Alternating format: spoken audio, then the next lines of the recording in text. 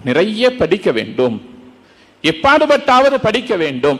கல்வியும் அதிகாரமும் அரசியலும் தான் இஸ்லாமியர்கள் நிம்மதியாக வாழ்வதற்கான சூழ்நிலையை இந்த மண்ணில் ஏற்படுத்துகிறது.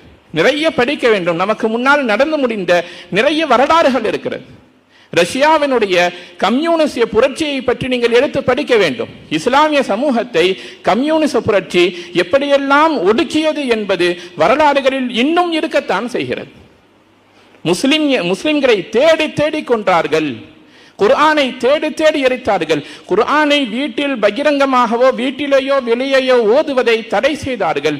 ரஷ்யாவில் கம்யூனிச புரட்சி நடந்த பொழுது இஸ்லாமியர்கள் எப்படியெல்லாம் ஒடுக்கப்பட்டார்கள் புத்தகங்களில் வரலாறாக இருக்கிறது. குழந்தைகளுக்கு சொல்லிக் கொடுங்கள். அதை நோக்கி உங்களுடைய சிந்தனைகளை திருப்புங்கள். இந்த சமுதாயத்திற்கு சமகாலத்தில் வாழக்கூடியவர்களுக்கு அதெல்லாம் மிக பெரும் படிப்பினை. சிலுவை போரை பற்றி எத்தனை பேருக்கு தெரியும்? 11வது நூற்றாண்டு முதல் 14வது நூற்றாண்டு வரை சிலுவை போரில் இஸ்லாமியர்கள் எப்படியெல்லாம் தாக்குதலுக்கு உட்படுத்தப்பட்டார்கள் படியுங்கள். அவையெல்லாம் வரலாறுகள், நமக்கு தேவையானவை. நிறைய செய்திகள் இருக்கிறது இங்கு.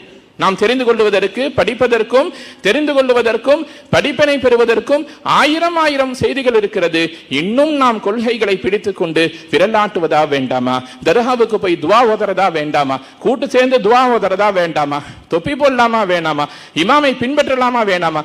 இதை மட்டுமே மையமாக வைத்து நாம் தொடர்ந்து இயங்கிக் கொண்டிருக்கிறோம். இதை தாண்டிய பார்வை இந்த சமுதாயத்திலே எப்பொழுது வருகிறதோ அப்பொழுதுதான் ஒற்றுமை என்ற கயிற்றை பற்றி பிடிக்கக்கூடிய சமுதாயமாக நாம் மாறுவோம்.